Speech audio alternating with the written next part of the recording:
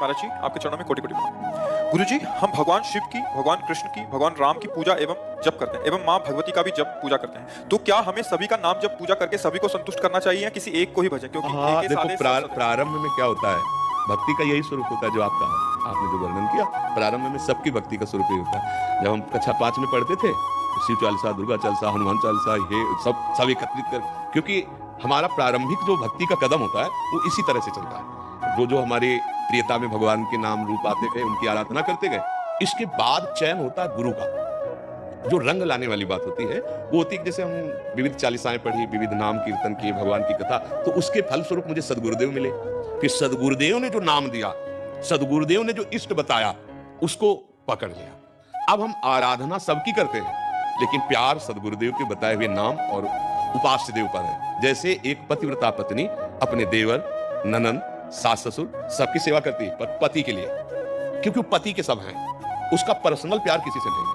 Personal प्यार अपने पति से है। अब ये आ गया रंग प्रेम का, समझ रहे ना? ऐसे ही हम सब देवी देवता भगवान की आराधना करते हैं और मांगते हैं कि हमारे प्रभु में प्रेम हो। अब वो प्रभु कौन गुरुदेव ने आपको दिए वो देखो। जैसे गोस्वामी जी ने विनय पत्रिका में सबकी विनय की और सिया राम चरणों में प्रेम मांगा। जैसे अपने लोग कुछ भी तो सबका फल किशोरी किशोर जो लाडली लाल के चरणों में प्रेम।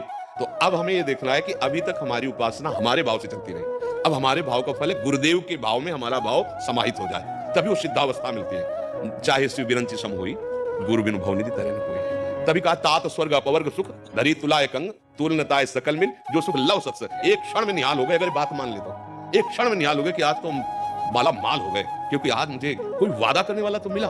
वृंदावन में बैठ के वादा करके तुम डरो मत, पकड़ लो हमारी बात पकड़ लो, हो जाए। तो ऐसे जैसे हम भगवान की विविध नाम रूपों की आराधना करते हैं, वो व्यर्थ नहीं है, पर उसका फल होगा सिद्ध सदगुरुदेव की प्राप्ति। और सदगुरुदेव प्रदत्त मार्ग भगवान को अधीन कर देता है। आप खुद हृदय में देखो, अभी प्रियता कहाँ है, प्रेम कहाँ है आपको? आप नहीं ढूंढ पाओगे। शरीर में भी प्रेम है, परिवार में भी प्रेम है, भगवान के विविध नाम रूपों में भी है, तो अभी वो प्रेम नहीं हुआ।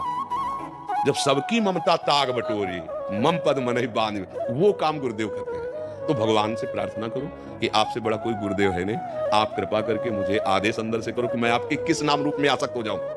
वो शिव रूप है या राम रूप है या वही है, दूसरे नहीं है। दुर्गा, काली, अंबा, जो भी कहो वो एक ही है।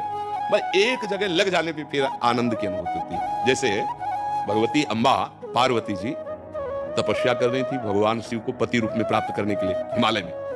तो भगवान शिव ने उनकी प्रीति परीक्षा के लिए सप्त ऋषियों को भेजा। सप्त ऋषि आए,